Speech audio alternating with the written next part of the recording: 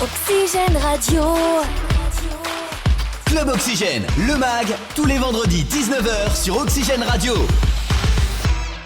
Bonjour à tous, bienvenue dans Club Oxygène, votre émission 100% sport, 100% Mayenne, 100% Stade Lavallois. Également ce soir, on reçoit le coach Olivier Frappoli est avec nous pour parler de jeu, de mise en place, du match face à Pau et de la fin de saison et de ces 3 matchs très importants qui arrivent. On va en parler tout de suite. On aura aussi dans la deuxième partie de l'émission toute l'actualité du sport mayennais. Mais tout de suite, notre invité Olivier Frappoli, l'entraîneur du Stade Lavallois. Club Oxygène. L'invité. On en parle chaque semaine, Olivier. Ce match face à Pau, c'est vraiment un virage important. Alors, tous les matchs sont des virages en fin de saison, mais là, ça l'est encore plus. Mais je sais pas, parce qu'on disait il y a 4 matchs que chaque match était un virage. Je pense que dans la dernière ligne droite, et là c'est le cas, il reste un mois de compétition. Tous les points sont âprement disputés. Et chaque point qui est pris est un virage important. Donc le match à Pau, il est très important, mais celui 3 jours après à Auxerre le sera, et la réception de Bordeaux bien évidemment. Et on l'a vu l'année dernière. Donc nous, on est vraiment uniquement focalisé sur Pau parce que c'est un adversaire, un concurrent direct. 2 points seulement nous séparent. Et voilà, donc notre objectif, c'est d'aller prendre des points là-bas. C'est une équipe qui marque beaucoup. La 3e meilleure attaque de ce championnat, c'est le principal danger. Il faut être vraiment solide et c'est peut-être mieux de les jouer à l'extérieur finalement. Ouais, pour nous en tout cas, c'est sûr que c'est mieux. Oui, c'est une équipe qui marque beaucoup. 3e attaque avec, je crois, 4 buteurs à différents, 3 ou 4 buteurs à plus de 8 buts. Ils ont un potentiel offensif intéressant pour la division. Après, ils concèdent aussi pas mal de buts. Voilà, c'est leur caractéristique. Et nous, à l'extérieur, on est très solide. Il faudra l'être samedi parce qu'on sera soumis à rude épreuve. C'est une équipe qui est 9e, mais qui est à 2 points de vous, 5e. Chaque année, on le dit, le championnat est homogène. Là, cette saison, est-ce que c'est encore plus vrai et c'est assez incroyable ce qui se passe? Ouais, alors ça sera peut-être la dernière année où il sera aussi homogène parce que je pense pas qu'il y aura d'autres formules, en tout cas dans un avenir proche, avec 4 descentes. Et 5 places d'accession finalement. Donc ça veut dire qu'il y a 9 places en jeu. Et donc, ce qui n'était pas le cas l'année dernière où il y avait seulement 2 accessions. Il n'y avait pas de barrage. Et du coup, ça faisait un ventre mou finalement, des équipes qui étaient trop loin des 2 premières places, mais qui étaient maintenues mathématiquement. Là, oui, le 10e du championnat peut encore, à 6 journées de la fin, avoir l'espoir d'être barragiste. Donc c'est ce qui rend ce championnat passionnant, mais aussi difficile.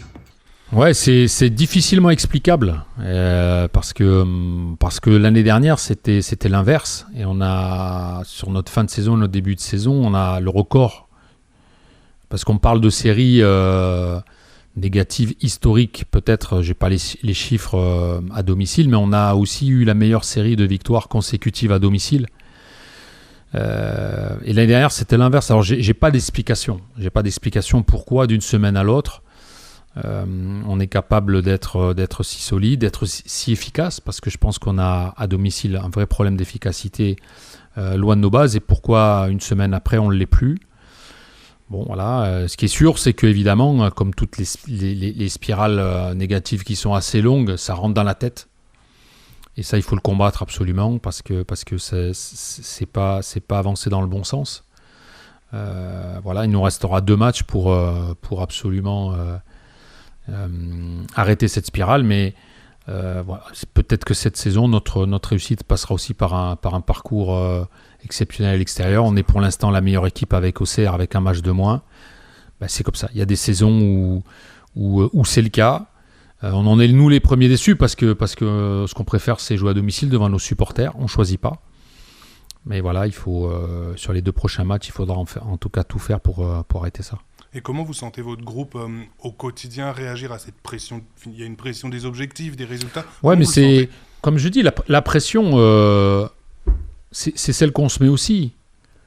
Parce que l'objectif en début de saison du club, il faut quand même le rappeler. On est monté, c'est seulement notre 2e saison en Ligue 2 depuis la remontée. On s'est sauvé l'année dernière dans les ultimes secondes du championnat. Donc cette année, notre objectif, c'était d'avoir un maintien plus serein. Pas attendre la dernière journée.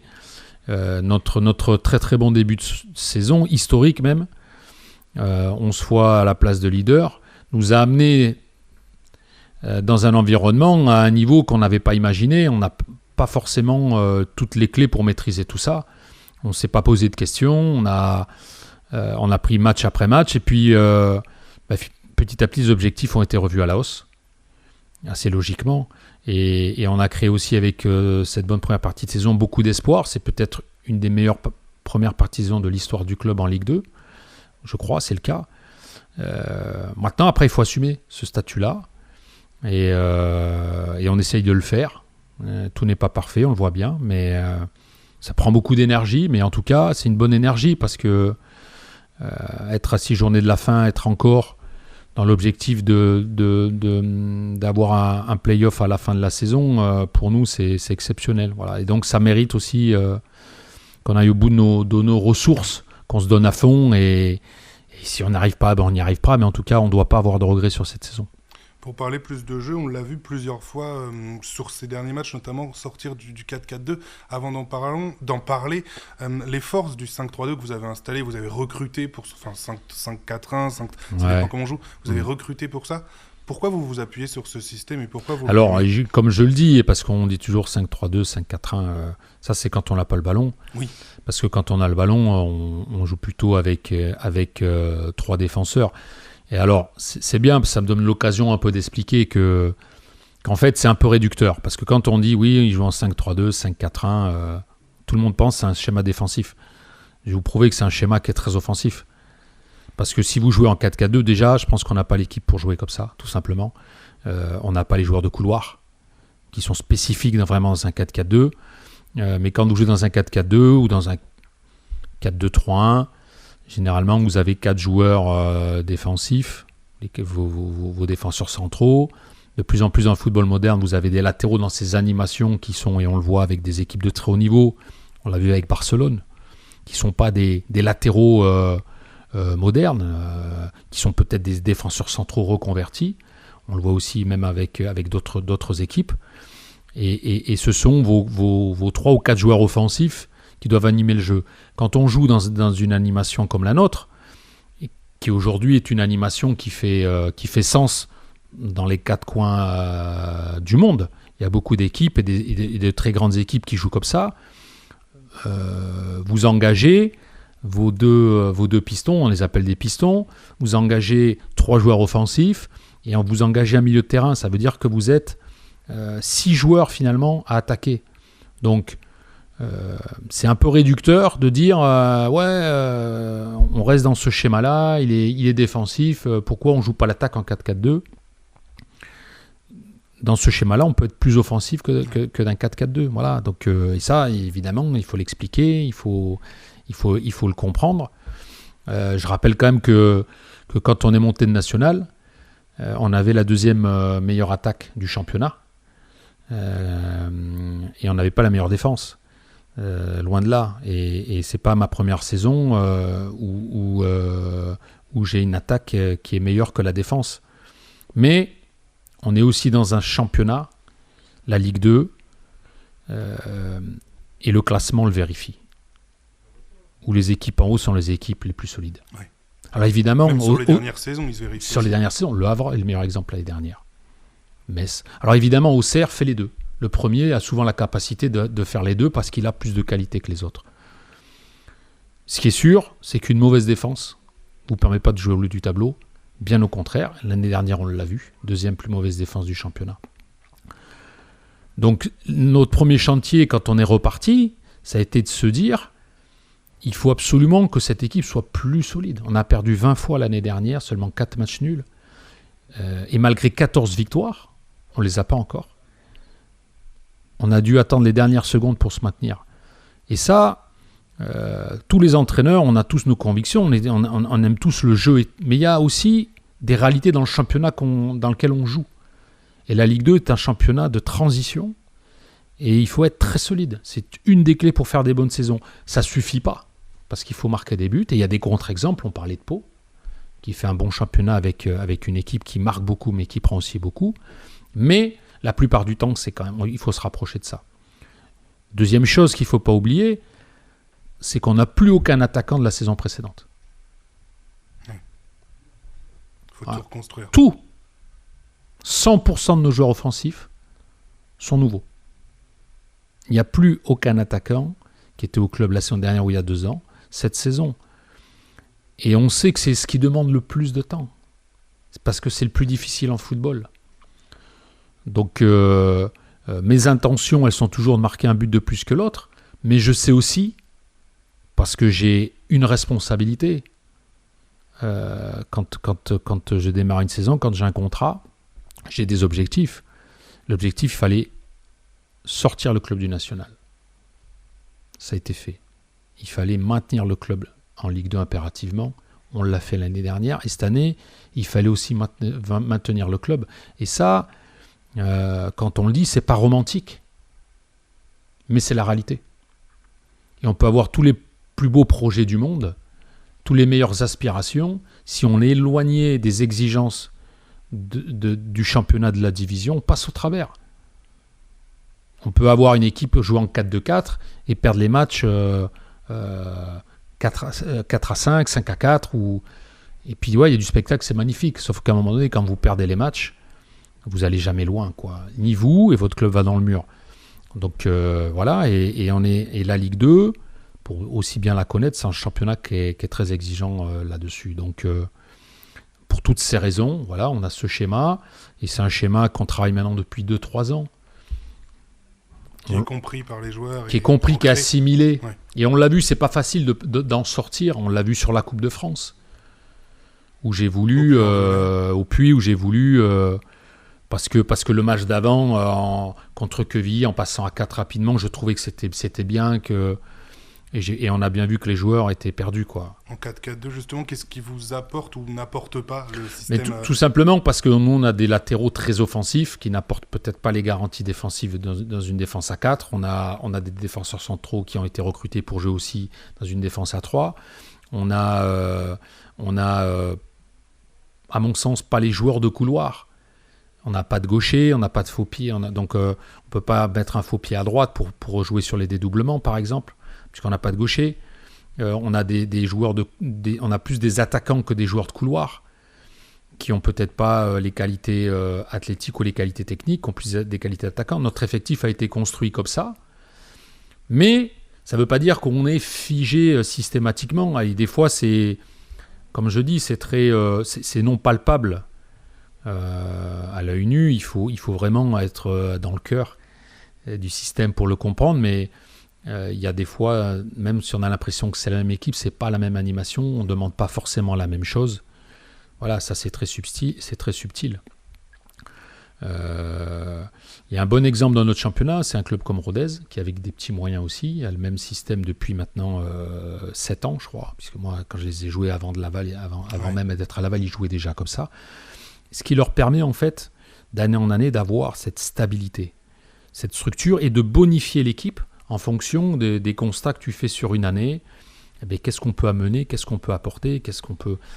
Donc il y a plein de façons en fait de réaliser ces saisons, de faire ces saisons. Tu peux être changer pour surprendre tout le temps. Et on l'a vu dans certains grands matchs. Si je prends le PSG, on l'a vu que c'était parfois pas toujours la bonne idée.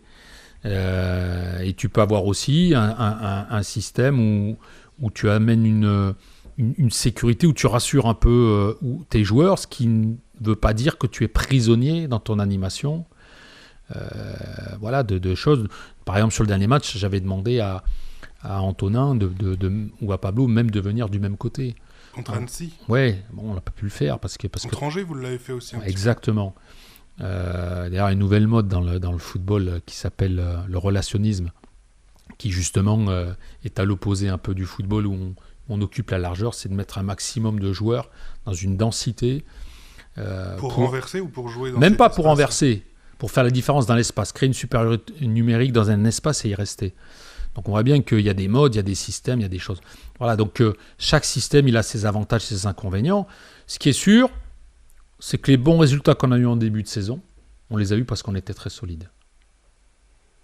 Mais pour revenir justement sur ça, ce que vous parliez des ajustements qu'on peut voir quand vous mettez Pablo Pagis et Antonin Bobichon du même côté, le but derrière, c'est de créer cette relation, de sortir de petits espaces avec des joueurs techniques. Le but, c'est d'avoir une supériorité technique dans certaines zones du terrain, sachant que nous, à l'opposé du ballon, on a toujours un joueur libre. Voilà. Et après, c'est le but d'Angers, finalement, où on est là, et on a une supériorité numérique, et derrière, on récupère un ballon dans la zone, et Pablo marque. Et après, c'est à eux, en fonction de leur inspiration, de savoir si la différence, elle est faite de ce côté-là, ou si, parce qu'à un moment donné, l'adversaire s'est déplacé dans ce périmètre, de renverser, parce que nous, on sait que de toute façon, on a toujours un homme libre à l'opposé du ballon. Le piston, en général ? Nous, il a ce rôle-là, et les joueurs le savent, les yeux fermés, ils doivent pouvoir renverser et trouver un joueur qui occupe la largeur du terrain.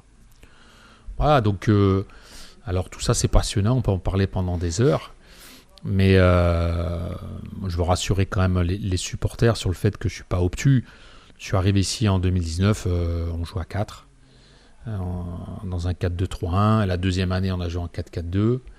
La troisième année, on est joué en 3-5-2. Cette année, on est plus en 5-4-1 ou en 3-4-3 quand on a le ballon.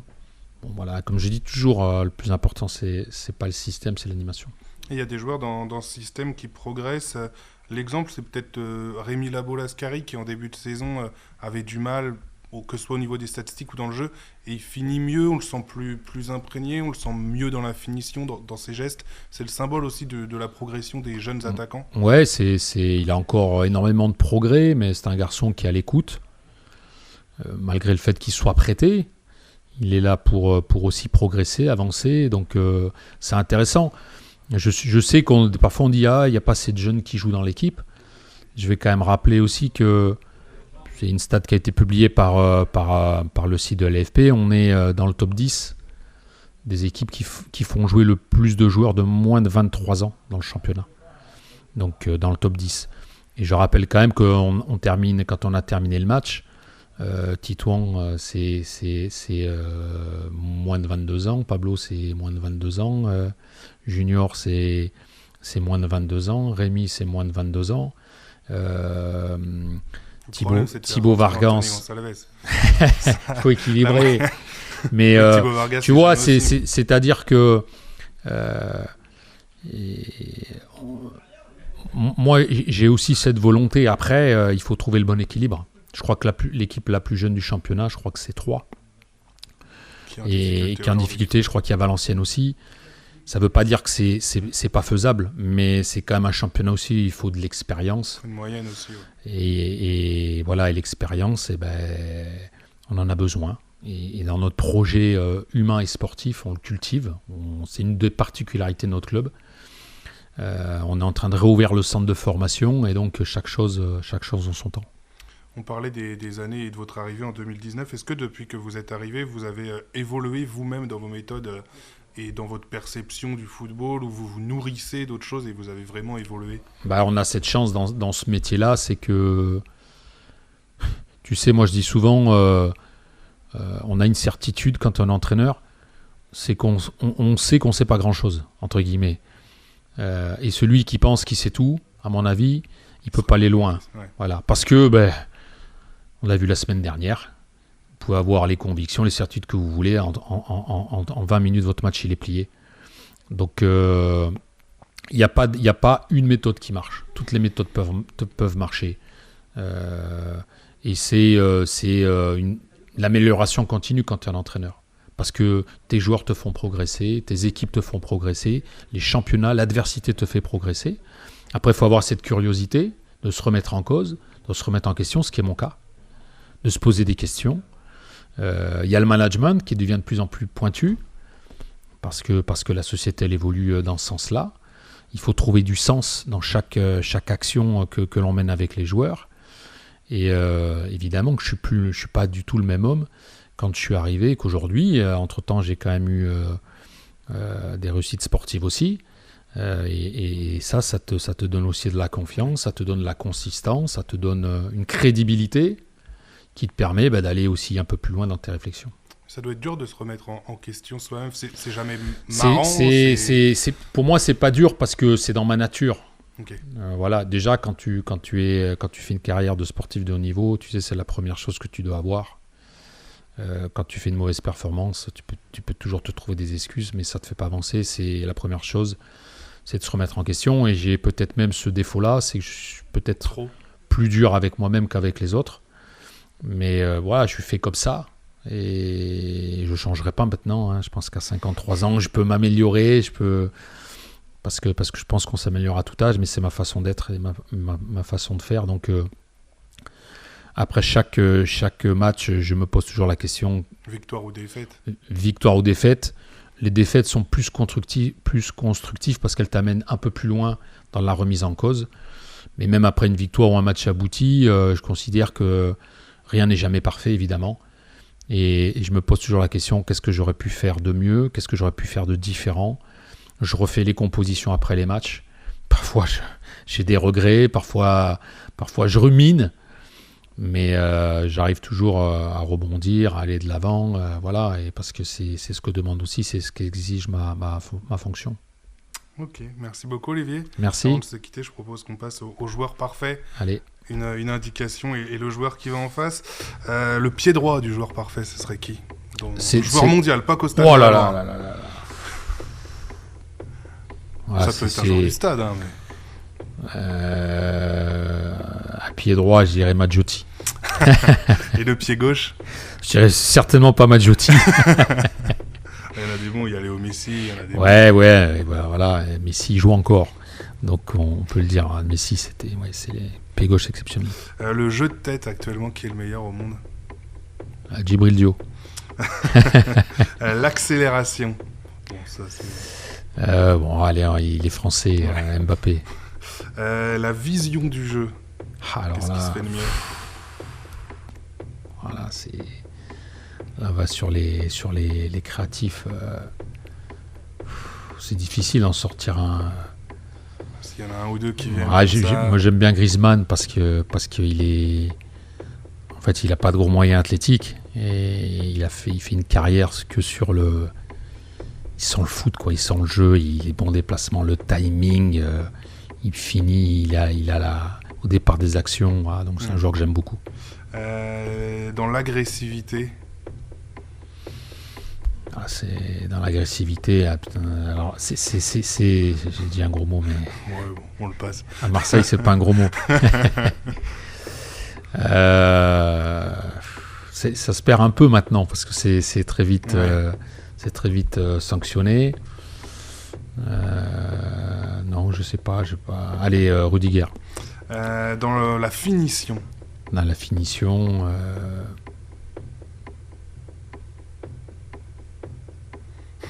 Je vais dire Mbappé. Et ensuite, vous devriez connaître le meilleur défenseur aujourd'hui, les meilleurs dans le duel défensif. Non, j'ai pas les stats. Non, mais qu'est-ce que vous mettrez pour vous qui est le meilleur défenseur d'accord. Pour moi, les caractéristiques. Non, qui est le meilleur défenseur aujourd'hui dans le monde ? Je sais pas. Non, alors j'ai oublié son nom, mais j'ai découvert le défenseur de Barcelone, Ronald Araujo ? Non, l'autre le jeune de 17 ans. Koubarsi. Koubarsi, voilà. J'avais peur d'écorcher son nom. Koubarsi, j'étais bluffé. Voilà. Et pourtant, je suis exigeant sur le poste de défenseur. J'ai été bluffé par autant de maturité. Il est très jeune. Ouais. C'est en 2007, à peine 17 ans. Autant de maturité, autant de consistance pour un jeune joueur à ce niveau-là, sur des postes de défenseurs centraux. C'est la question de la capacité à gérer la pression. Quand tu joues défenseur central, tu as une pression énorme. Je pense que là, on tient un futur grand. À un futur très très grand. Après, moi, j'ai une génération où Maldini, Baresi, voilà, la défense italienne, c'était quand même la référence. C'était la référence des défenseurs italiens dans leur science, leur science du placement, leur rugosité aussi dans les duels. Ouais, j'étais un peu bercé, donc là, les défenseurs italiens sont souvent des modèles quand même. Mais là, pour le coup, c'est un Espagnol, et à mon avis... Donc Très entraîneur. le joueur parfait, c'est Djibril Dio avec la vitesse d'Mbappé et la défense de Koumarsi et la vision de Griezmann, c'est pas mal. Ouais, c'est pas mal. Là, je pense qu'on peut le vendre. C'est un- Si on en a un comme ça un jour à Laval, je pense qu'on peut remplir les caisses du club. Merci beaucoup, Olivier. Merci à toi. En tout cas, on se retrouve bien Merci. évidemment dès demain. Oxygène Radio. Club Oxygène, le MAG, tous les vendredis 19h sur Oxygène Radio.